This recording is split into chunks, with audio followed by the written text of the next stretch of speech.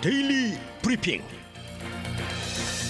네, 오늘 데일리 브리핑에서는 워싱턴 DC에 계신 미국 한인 유권자연대 김동석 대표 연결합니다. 안녕하십니까? 네, 안녕하세요. 네, 어제 조 바이든 대통령이 이 국정에 관한 신년 연설을 했습니다. 이 워싱턴 내에서의 반응은 어떻습니까? 그렇죠. 어제 바이든 대통령 두 번째 의회 연설을 했습니다. 원래 의회 연설이 원래는 대통령하고 의회하고서의 소통하는 방편으로 시작되는데 이제는 그렇죠. 대통령과 국민이 직접 소통하는 폭이 더 큰 거죠. 아하. 모든 미디어가. 예. 네네. 이 연설 끝난 워싱턴 반응은 바이든답. 원래 전체 분위기는 그 우려했던 당파적인 무슨 사단이 나지 않을까. 아직 극단적인 정치 세력이 상존하고 있기 때문에요. 네. 그런 우려가 있었지만은 바이든답게 나는 이쪽 저쪽 당보다도 초당적인 입장과 위치에 있다라는 그런 거를 분명히 했지만 그래도 원래 대통령 성격이 굉장히 다혈질이잖아요. 그렇죠.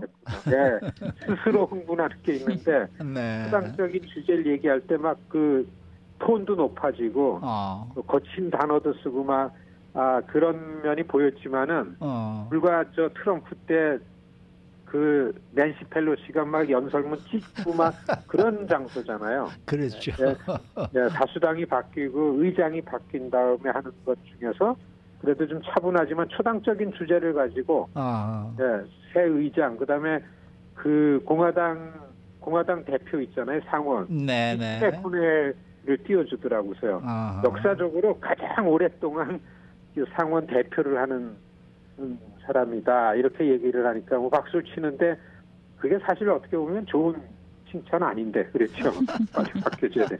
하여튼 그런 반응들이 많이 쏟아져 나오면서 수당적인 주제로 광범위한 연설을 했다라는 게 있고요. 네. 두 번째는 바이든 역시 내년도 선거에 자신이 나갈 것 의지를 좀 드러내느라고. 그렇죠. 네. 예, 이 주제가 그 전통적인 민주당 지지계층이었던 그 블루 칼라 유권자를 향한 연설이 포커스에서 경제지역, 휘발유 가격으로다가 이익을 본 회사들아 니네 돈 내놔라 이런 얘기 많이 하고요.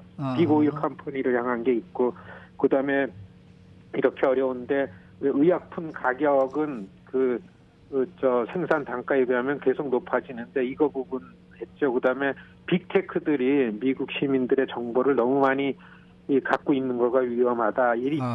공급망이 미국에서 생산 안 됐기 때문에 공급망 위기에서 얼마나 팬데믹 때 어려웠냐. 마스크가 없어가지고 미국 사람들이 이렇게 많이 고통을 당했냐. 이런 걸 기반으로 해서 주로 블루칼라들을 겨냥하는 내용의 경제 관련한 이슈가 많은 걸 보면 분명히 내년도 선거를 의식한 거 아니냐. 이렇게 그렇죠. 워싱턴 반응들을 보이고요. 그다음에 단골로 등장했지만은 14년 만에 또 공화당 쪽에서는 그 마조리 테일러 그린이 있다가 바이든한테 거짓말쟁이라고 소리치는 게 다 됐죠. 네. 이게 14년 전 오바마 처음 들어왔을 때요. 사우스캐롤라이나 조엘슨 의원이 거짓말이라고서 소리쳤던 거. 14년 만에 그 거친 그 항의성 야유가 나왔다. 이런 어제 그 바이든 대통령 연설이 대충 이런 반응을 보이고서요. 여하튼 바이든 다운 좀 차분하지만은 내용으로 볼 땐 차분하지만은 어떻게든지 본인이 리더십을 묵혀주고 가겠다 이런 의지가 보이는 것 같습니다. 어제 저는 보면서 조 바이든 대통령이 연세에 비해서 상당히 의도적으로 좀 더 강하게 보이기 위한 그러한 그 목소리도 좀 강하게 내고 높이고 그다음에 표정도 그렇고 또 공화당 쪽에서의 반응이 나왔을 때 받아치는 그러한 모습도 그렇고 뭔가 좀 달라졌다라는 느낌이 들었었거든요. 어떻게 보셨어요? 그런 스케치가 나왔어요. 첫째 그 고령이기 때문에 나오는 문제들을 최대한으로 방어를 해야 되겠다. 일부러 평소보다 모든 거를 좀 완만하게 천천히 해라. 그리고 조금 생각해도 절대 발언에 실수를 하면 안 된다. 라는 부분들이 원래 있었다 그래요. 그리고 원래 연설 시작되기 전에 이게 이제 하원 의장이 주재하는 거잖아요. 하원 의장이 하원 회의실에 하원 의장이 서가지고서 상원 의원들을 다 들어오라 그러고 그다음에 하원 의장이 주재하는데 하원 의장이 이제 우리가 협력하는 모습을 보이면서 거친 단어 같은 것들 쓰지 말자고 격하게 마가에 대한 뭐 쓰지 말자 그래서 그런 단어를 안 썼다고 하지만은 이 바이든 대통령이 지금 말씀하신 것처럼 자기가 너무 고령이기 때문에 국민들이 보이는 불안감에 대한 우려 이런 것 때문에 굉장히 준비 많이 했고 모든 걸 천천히 하고요. 그리고서 목소리는 좀 높이고 좀 에너지가 있는 것처럼 보이고 뭐 이런 얘기들이 있습니다. 네네. 자, 국정연설을 통해서요. 올해 외교 안보와 관련한 전망은 좀 어떻습니까? 외교 안보 관련해서 지금 사실 전쟁 중이잖아요. 네. 전쟁 중인데도 불구하고 그렇게 많이 언급하진 않았습니다. 우크라이나에 대한 지원이 제한적이지만은 적극적으로 우리 함께 하겠다라는 그런 발언을 했지만은 특히 이 주목된 거는 뭐 우리 이 한국이나 한인들한테 하는 건 미국과 중국과의 문제가 큰 파장이 있지 않습니까? 네. 이 풍선이 미국으로 와가지고서 이걸 미국이 격추시켰지만 이런 상황이 있는데도 불구하고 중국을 크게 자극하는 이런 그 공격적 연설의 내용은 없었던 걸 봐서는 외교 안보적으로는 지금 전쟁 중이니 이거 하나 관리해 나가면서 내치를 하겠다라는 의지가 있는 거 아닌가. 그렇죠. 그래서 어제는 뭐 북한 핵이라든지 구체적인 이런 얘기들이 안 나왔어요. 하나도 안 나왔어요. 외교 안보 관련해서는 현상에 지금 하고 있는 전쟁을 잘 관리하고 그냥 잘 좀 넘어가려고 하는 거 아닌가. 선거 전에요. 이렇게 보여지죠. 네. 그러니까 뭐 아까 말씀하셨습니다마는 뭐 한국 얘기도 그렇고 북한 얘기도 그렇고 전혀 없었고 이 뭐 외교 문제는 그냥 중국과의 얘기만 더 강조를 하신 것 같은 느낌이 들었어요. 네. 그렇습니다. 네. 네. 자, 요즘 이 한인 사회의 단연 탑 뉴스는 바로 영김 연방 하원 의원이 그 인도 태평양 소위원회 위원장이 된 그러한 소식입니다. 우선 이 소위원회의 역할은 무엇이고 또 위원장의 권한은 어느 정도인지 좀 설명을 좀 부탁드릴게요. 사실 그 연방의회 상대로 좀 활동을 좀 한 사람이나 여기에 대해서 이해를 갖고 있는 분 아니면 또 전문적으로 하는 학자 같은 분들이 생각할 때는 굉장히 큰일입니다. 그 체어맨이 됐다라는 거는 외교위원회 위원장이나 그 안에 관할하는 소위원회 위원장이나 권한이 거의 비슷합니다. 네.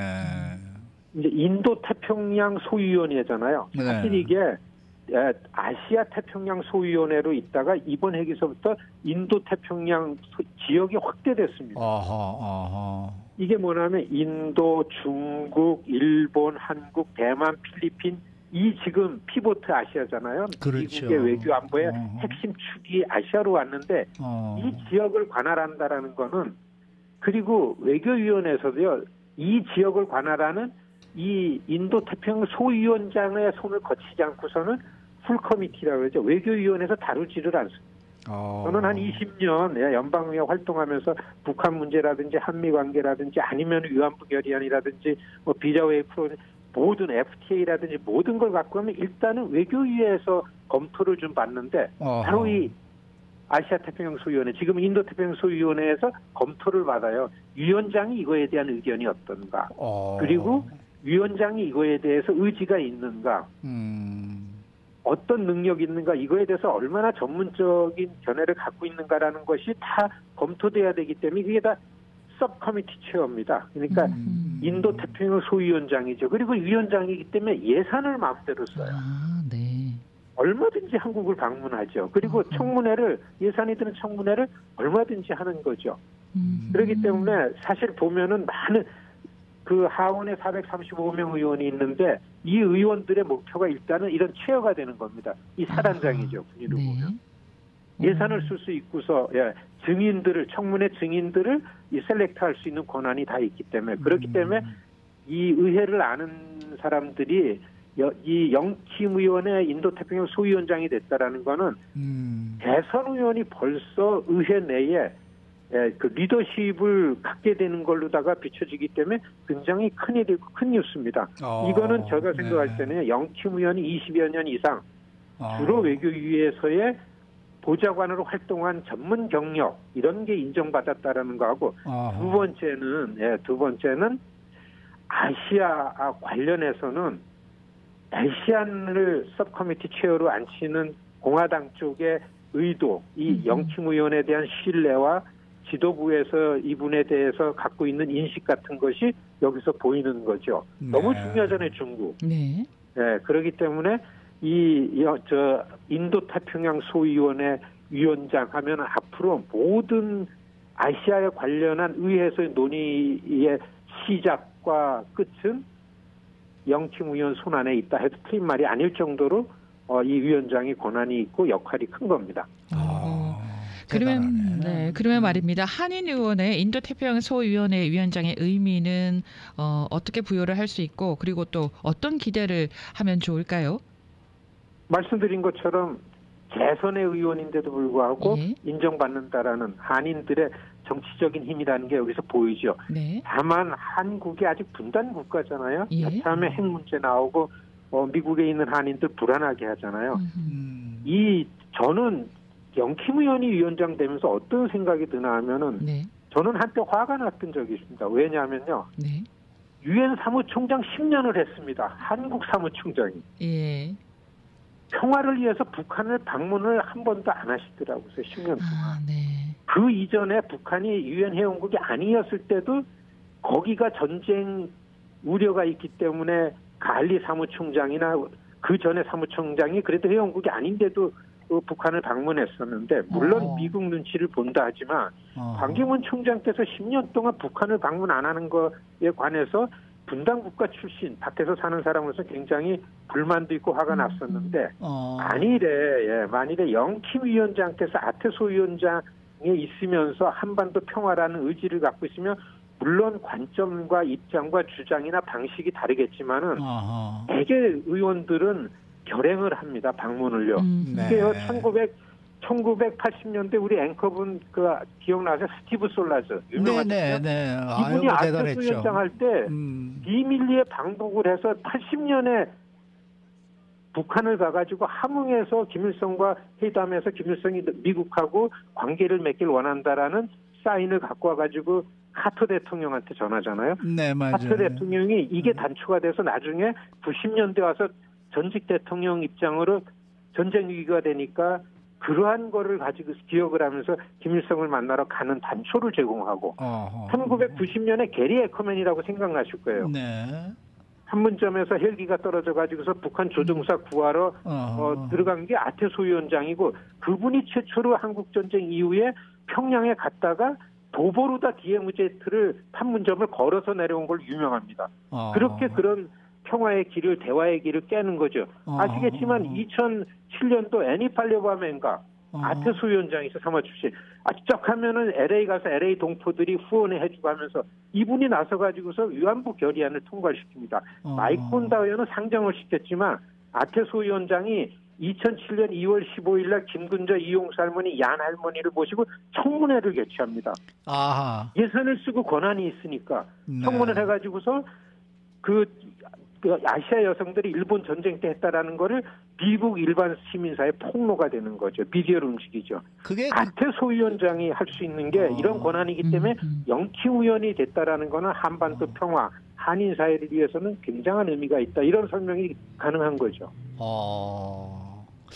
정말 그 말씀 듣고 보니까 그 예전에 그 솔라스 의원이나 에커맨이라든지 이러한 분들이 그 북한을 방문했었는데 영킴 의원도 위원장의 자격으로서 한번 이 북한을 방문하게 된다. 이거 아주 역사적인 일이 되겠네요. 아테소 위원장, 아시아 태평양, 인도 태평양 지역에 미국이 책임져야 될 평화, 인권, 환경, 보건 이런 모든 논의를 가지고 책임 있게 해야 될 그 직위가 외교위원회 내 인도 태평양 소위원장 직위구서 역할입니다. 기대해 볼 만한 거죠. 글쎄 말입니다. 그런데 지금 우리 김도수 대표가 지금 대표직을 맡고 계신 이 미국 한인 유권자 연대 대표 이 KAGC, 이 연방 상하 외교위원회와 네트워킹이 좀 잘 되고 계신 것 같아요. 어떻습니까? 예, 외교위원회에 가면은 이제 아는 분들이 많고 보좌관들, 왜냐하면 한 가지를 오래 하니까 쌓이는 내용들입니다, 사실은. 예, 그리고 운 좋게도 지금 상원 외교위원장은 뉴저지 출신의 상원의원이고 저랑 한 20년직입니다. 하원의원이었을 때부터 우리 동네 선거 운동할 때서부터 인연을 맺었기 때문에 오래 그 자리에 그냥 있으니까 좀 믿음이 되는 거죠. 큰 사고 안 치고. 그리고 의원들 입장이 뭔가라는 걸 보고 그 입장에 어떻게 해서든지 좀 맞추려는 노력한 게 아마 이런 관계를 맺은 것 같고, 또 한 가지는 한인 밀집 지역이 대도시에 있는데 대도시 여러 인종이 있는 지역구에 있는 의원들은 외교위에 가는 게 그래도 괜찮습니다. 그러니까 대개 한인들 믿고서 의원을 만나면은 그 지역구에 한인들이 많으면은 외교위에 많으니까 외교위원, 그리고 또 외교위에서의 활동이 우리가 좀 많았었고, 네, 그래서 상원하원 이번 영킴 의원이 그 아테소 위원장이 된 거는 어떻게 보면 공화당이기 때문에, 민주당이기 때문에 이렇게 얘기하지만요, 의사당 안에 들어오면 양 당에서 외교위에서는 대화가 되게 잘 됩니다. 서로 협의하고 동의하지 않는 사항이면 잘 안 하게 되는 거거든요. 그렇기 때문에 서로 비판하고 대처할 게 아니라 어떻게 하든지 같이 할 수 있는 일을 가지고 마주 앉아야 일이 됩니다. 우리는 한인 동포들이 자기 지역 의원이 당과 구분 없이 이렇게 어프로치하는 게 맞다, 이런 말씀을 드립니다. 네. 오늘 말씀 잘 들었습니다. 네, 고맙습니다. 네, 감사합니다. 지금까지 워싱턴 DC 미국 한인 유권자 연대 김동석 대표와 함께했습니다.